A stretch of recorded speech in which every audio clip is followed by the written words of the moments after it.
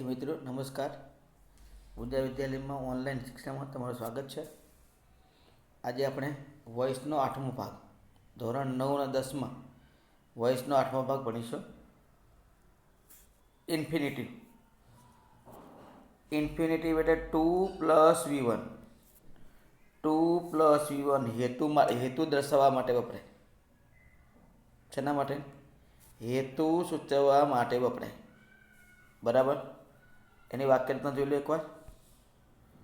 આમાં સબ્જેક્ટ વગેરે તો તમને ખબર જ છે. ખાલી એક્ટિવમાં 2 અને v1 આવે, પેસીમાં 2b v3 આવે. એક્ટિવમાં 2+v1 આવે, પેસીમાં 2b v3 આવે. શું આવે? 2b અને v3. પહેલું વાક્ય છે I have to complete my homework. મારે મારું ઘરકામ પૂરું કરવાનું છે. પેશીમાં શું આવે? મારું ઘરકામ મારા દ્વારા પૂરું કરાવવાનું છે. તો માય હોમવર્ક આગળ આવશે. એના પછી એક વચન છે એટલે હેજ લાગે. 2 કમ્પ્લીટ છે. 2 કમ્પ્લીટ છે એની જગ્યાએ 2 બી કમ્પ્લીટેડ આવે. I know by me. My homework has to be completed by me. હવે આગળ બીજું વાક્ય, Heath is to buy new books this year. હેતે આ વર્ષે નવા પુસ્તકો ખરીદવાના છે. નવા પુસ્તકો આ વર્ષે હેત દ્વારા ખરીદવાના છે. નવા પુસ્તકો આ વર્ષે હેત દ્વારા ખરીદવાના છે. તો ઓબ્જેક્ટ કયું છે? New books. બહુવચનશીલ આર આવે. To be bought by Het this year. અહીં આ મિસ્ટેક છે. બરાબર, અહીં આર આવશે. ત્રીજું, Jyoti does not have to bring a bicycle. જ્યોતિએ સાયકલ લાવવાની નથી. સાયકલ જ્યોતિ દ્વારા લવાવાની નથી. તો Jyot does not have to bring bicycle. પેશીમાં શું આવે?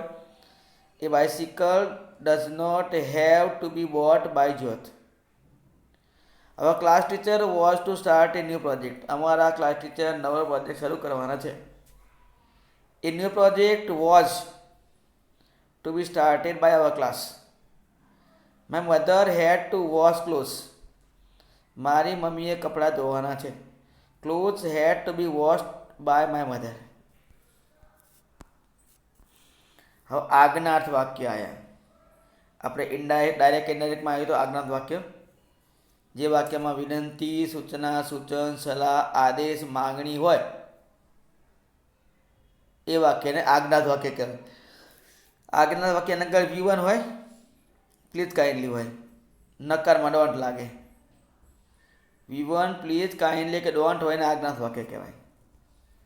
હવે એ આજ્ઞાર્થ વાક્યને ઇનડાયરેક્ટ બનાવવા માટે યાદ રાખજો. પહેલાં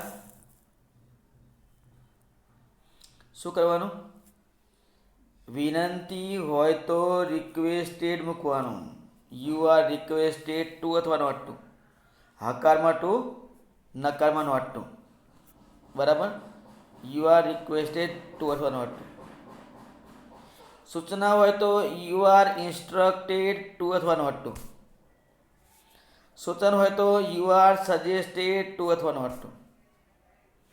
સલાહ હોય તો યુ આર એડવાઇઝડ ટુ અથવા નોટ ટુ. હુકમ હોય તો યુ આર ઓર્ડર ટુ અથવા નોટ ટુ. આદેશ હોય તો યુ આર કમાન્ડેડ ટુ અથવા નોટ ટુ. માંગણી હોય તો યુ આર બેગ ટુ અથવા નોટ ટુ. અને ચેતવણી હોય તો યુ આર વોન્ટેડ ટુ અથવા નોટ ટુ. જોઈ લીધું બરાબર એકવાર. આ ઇનડાયરેક્ટ સ્પીચમાં બધા જ ભાવ આવી ગયેલા છે. હકાર વાક્ય હોય તો ટુ સંયોજક આવે, નકાર હોય તો નોટ ટુ આવે. દાખલા તરીકે give me your pen please. મહેરબાની કરી મને તમારી પેન આપો. વિનંતી છે. વિનંતી હોય એટલે એ જ વાક્યની આગળ યુ આર રિક્વેસ્ટેડ ટુ મૂકી દેવાનું. પછી વાક્ય મેં લખી દેવાનું પ્લીઝ કાઢી. You are requested to give me your pen. બીજું, યુ આર ઇન્સ્ટ્રક્ટેડ નહીં sorry open your books. Open your notebooks. તમારી નોટબુકો ખોલો. સૂચનાઓ છે. સૂચનાઓ શું આવે? You are instructed to open your notebooks. Don't go near the highway. ત્રીજું વાક્ય છે don't go near the highway. Highway જોડે જતા નહીં. વોર્નિંગ છે. You are warned. ડોન્ટની જગ્યાએ not to go near the highway. Exercise. Work hard to pass the exam. પરીક્ષા પાસ કરવા માટે સખત મહેનત કરો. પરીક્ષા પાસ કરવા માટે સખત મહેનત કરો. તો you are advised to work hard to pass the exam. સલાહ છે. Kindly park your car in the parking. તમારી કાર પાર્કિંગમાં પાર્ક કરો. તો યુ આર રિક્વેસ્ટેડ ટુ, વિનંતી છે ને, park your car in the parking. Show your homework. તમારું ઘરકામ બતાવો. તમારું ઘરકામ બતાવો. તો યુ આર એડવાઇઝડ ટુ અથવા instructed to show your homework. Don't talk in the class. વર્ગમાં વાતો કરશો નહીં. વોર્નિંગ છે. તો you are warned not to talk in the class. આ પ્રમાણે આપણે એની એક્સરસાઇઝ આવશે. હેલો. હવે તમારે પરીક્ષામાં વોઇસની એક્સરસાઇઝ આ પ્રમાણે આવશે. જો પહેલું વાક્ય જોઈ લો બરાબર. આવો ફકરો હશે. તમારે એને ચેન્જ કરવાના સૂચના હશે નીચે. પહેલું વાક્ય છે the king enjoy tasty food. રાજાએ ટેસ્ટી ફૂડનો આનંદ માણ્યો. રાજાએ ટેસ્ટી ફૂડનો આનંદ માણ્યો. શેનો આનંદ માણ્યો? Tasty food. તો જવાબ શું આવે? ઓબ્જેક્ટ કયું છે? Tasty food. ભૂતકાળ છે એટલે was enjoyed by the kings. By the kings. Tasty food was enjoyed by the kings. ભૂતકાળ છે એટલે. બીજું વાક્ય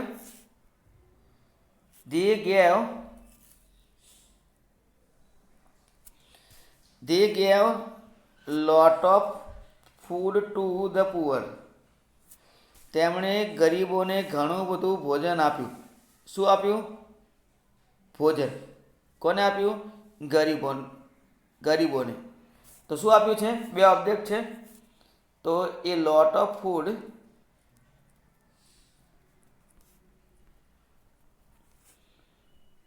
was given to the poor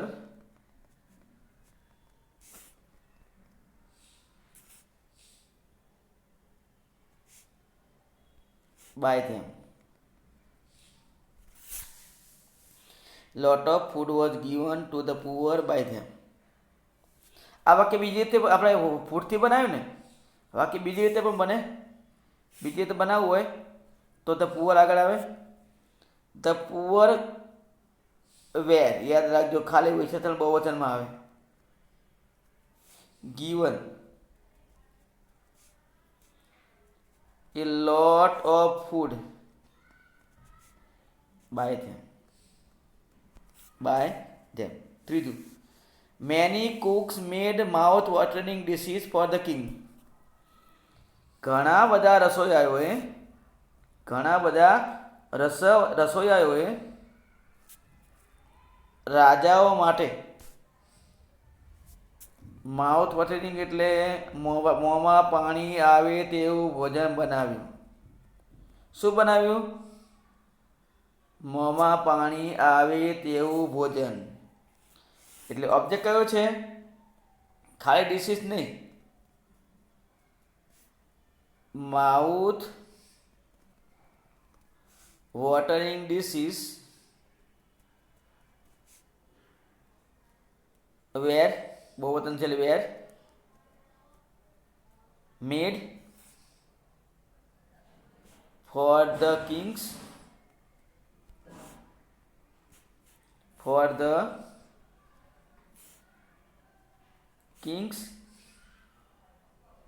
by many cooks. ભૂતકાળ છે એટલે વાજવેલ લાગે. આખો પેરેગ્રાફ ભૂતકાળનો છે. હવે બીજી પેસિવ એક્ટિવ પછી લેવાનો. હવે ત્રીજો પેરેગ્રાફ આવ્યા. We make mistakes every day. આપણે દરરોજ ભૂલો કરીએ છીએ. આપણે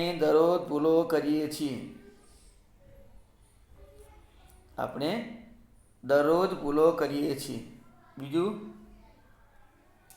વી શુડ નો અવર મિસ્ટેક્સ. આપણે આપણી ભૂલો જાણવી જોઈએ.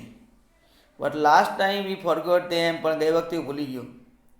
વી must not repeat our mistake. આપણે આપણી ભૂલો રિપીટ ના કરવી જોઈએ. તો પહેલું વાક્ય છે we make mistakes every day. આપણે દરરોજ ભૂલો કરીએ છીએ. શું કરીએ છીએ? ભૂલો. તો પહેલાં શું આવશે? Mistakes are made by us every day. We should know our mistake. આપણે આપણી ભૂલો ઓળખવી જોઈએ. તો અવર મિસ્ટેક્સ, શુડ છે ને, મોડલ છે, તો શુડનું should be known by us.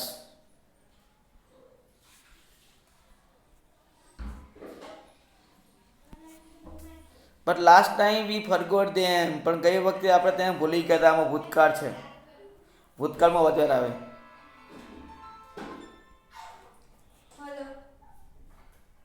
But last time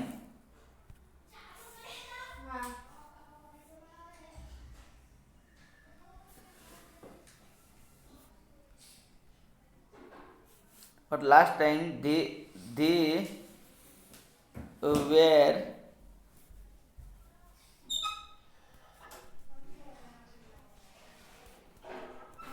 forgotten by us.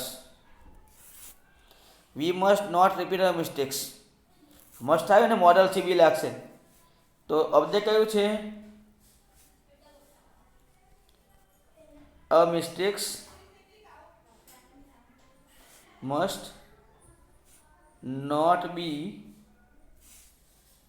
repeated by us.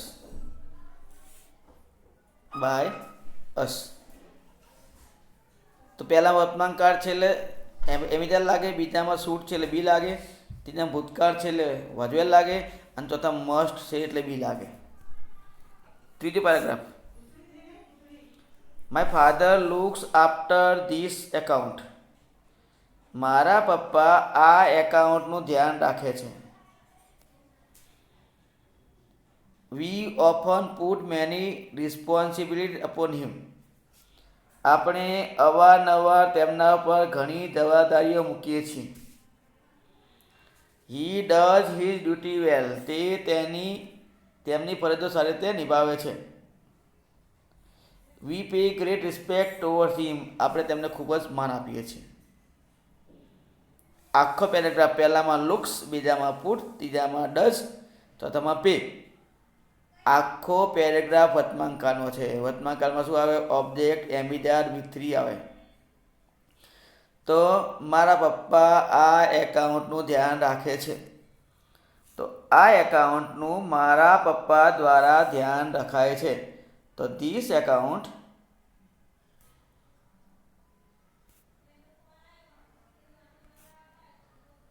is looked after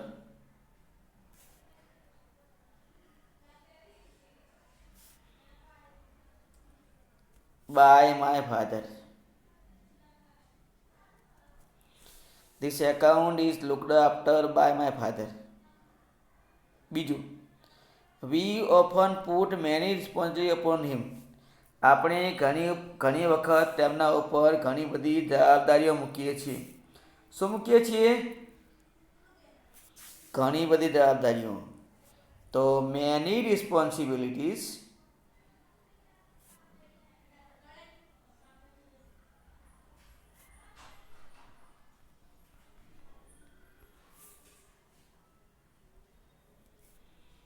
are often put upon him by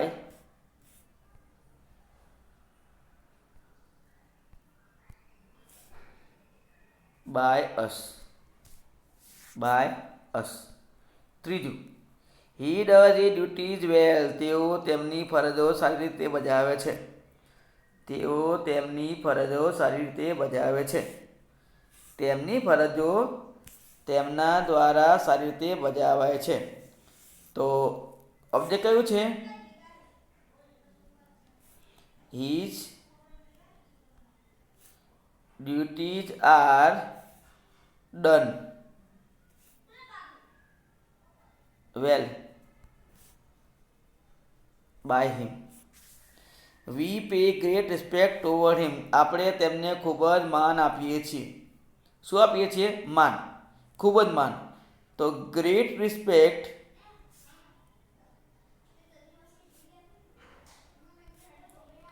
is paid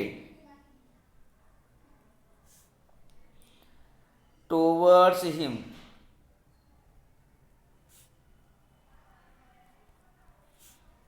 by us.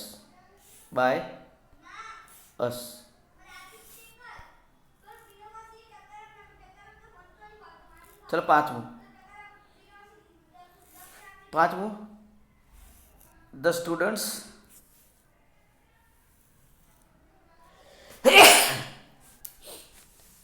students use the library magazines regularly. વિદ્યાર્થીઓ નિયમિતપણે library મેગેઝિનનો ઉપયોગ કરે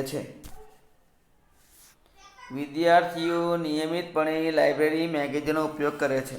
શાનો ઉપયોગ કરે છે? Library magazine. તો જવાબ શું આવે? Library magazines are used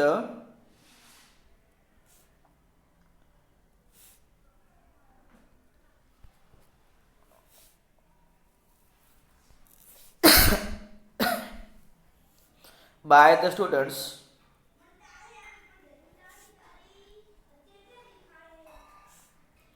regularly.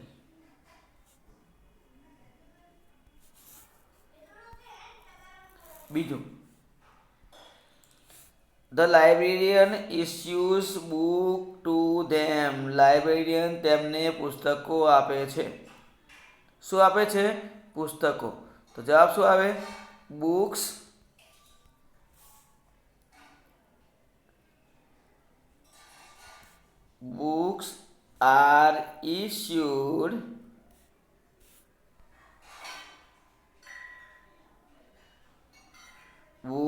are issued to them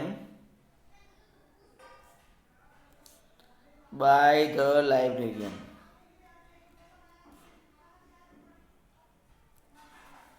બીજી રીતે ધ્યાન આગળ લાવો તો શું આવે?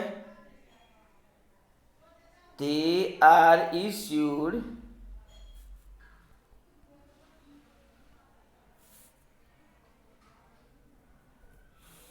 books by the librarian.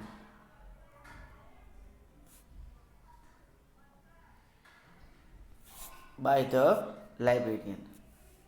ત્રીજું, the children also visit the library. બાળકો પણ લાઇબ્રેરીની મુલાકાત લઈ શકે છે. બાળકો પણ લાઇબ્રેરીની મુલાકાત લઈ શકે છે, લે છે.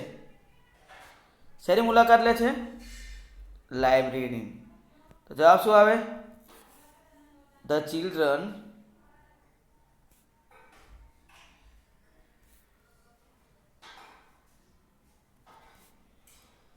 આર, એક મિનિટ પેશી, ધ ચિલ્ડ્રન ઓબ્જેક્ટ કોણ છે? The library is also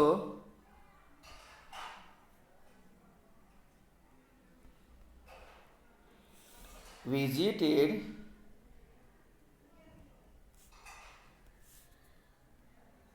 by the children. The library is also visited by the children.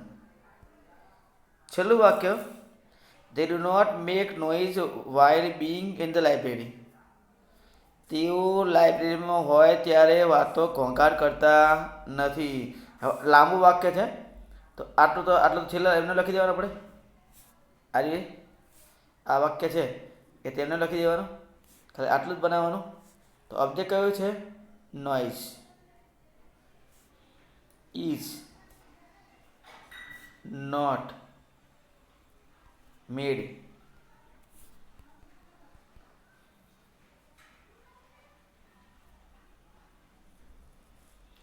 Noise is not made while being in the library. પછી વાક્ય પૂરું કરી દેવાનું.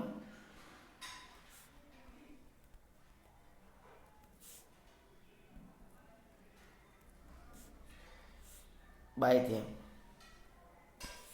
By them.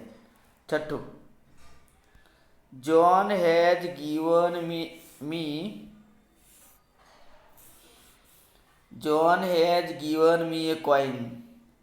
જોને મને એક સિક્કો આપ્યો છે. He has found it from the racks. ધાબળામાંથી તેને મળ્યો. I have never seen such a coin in my life. મેં મારા જિંદગીમાં આવો સિક્કો કદી જોયો નથી. Even I haven't thought about it. અને મેં એના વિશે કદી વિચાર્યું પણ નથી. બરાબર? તો બધા હેજ હેવ છે, પૂર્ણકાળ છે.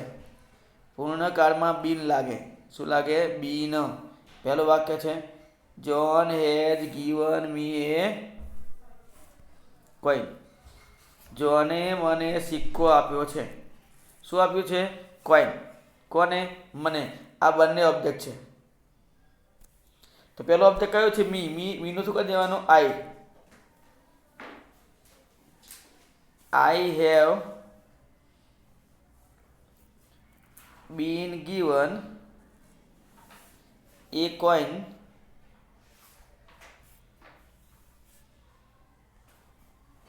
by John. I have been given a coin by John. બે કર્મ છે. બીજું કર્મ કયું છે? કોઈન. કોઈન આગળ લાવશો તો મીની આગળ ટુ લાગશે. જો એ કોઈન એક વચન છે એટલે has been given to me by John. બે કર્મ છે. બે કર્મ એટલે બંનેથી બનાવવાનું. એટલે ખોટું પડે તો સાચું પડી જાય. બીજું, he had found it from the racks. તેને તે ધાબળામાંથી મળ્યો. તો શું મળ્યું? તે આ રેક્સ ઓબ્જેક્ટ નથી, ઇટ ઓબ્જેક્ટ છે. તો it has been found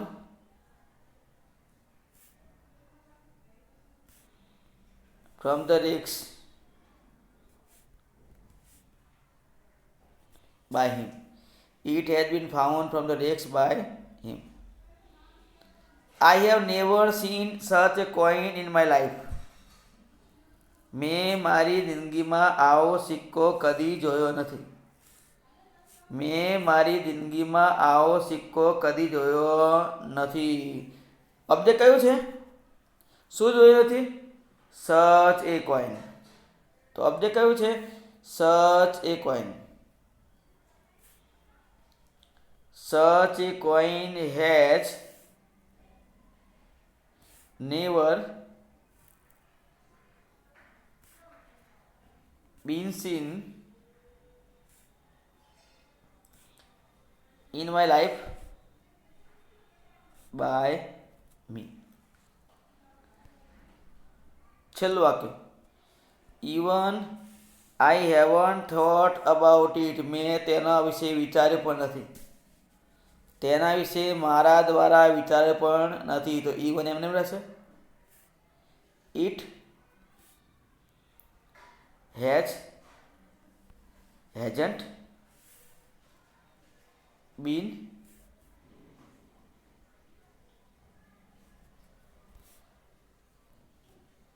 thought about by me. Thought about by me.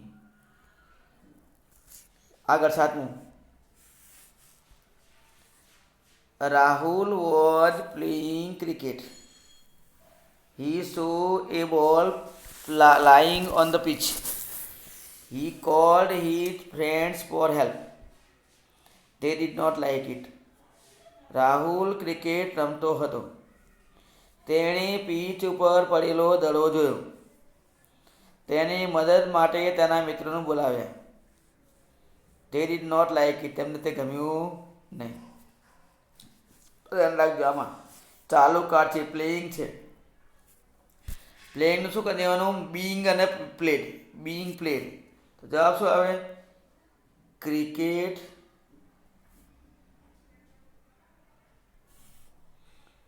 was being played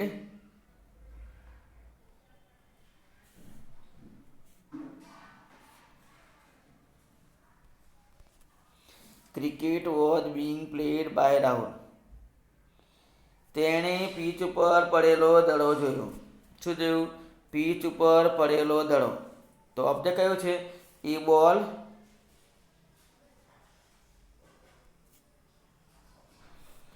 lying on the pitch.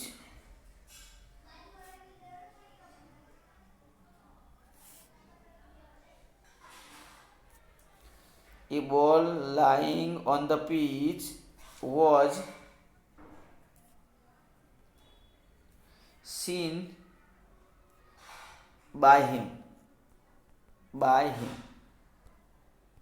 ત્રીજું. He called his friends for help. તેણે તેના મિત્રોને બોલાવ્યા. તો જવાબ શું આવે? His friends were called for help by him. They did not like it. So it was not liked by them. It was not liked by them. 8. A principal welcomed the new students. અમારા પ્રિન્સિપાલે નવા વિદ્યાર્થીઓનું સ્વાગત કર્યું. નવા વિદ્યાર્થીઓનું અમારા દ્વારા સ્વાગત કરાયું. The new students were welcomed by our principal. He also gave a speech. તેણે પણ ભાષણ આપ્યું. ભાષણ તેના દ્વારા અપાયું. A speech was also given by him. The students praised him. વિદ્યાર્થીઓએ તેના વખાણ કર્યા.